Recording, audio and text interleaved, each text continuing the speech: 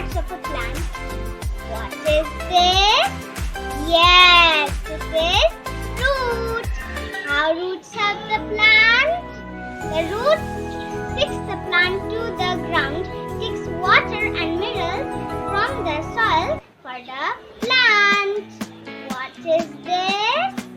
Yes, this is stem. How stem helps the plant? The stem carries food and water for each part of a plant. What is this?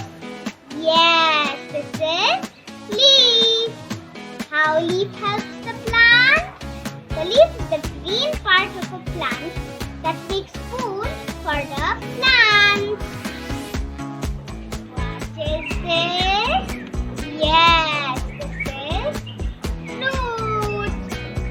Fruit is the part of the plant that contains seed. Seed is present inside a fruit. A baby plant grows from a seed. What is this? Yes, this is flower. Flower is the most beautiful part of a plant. Thank you.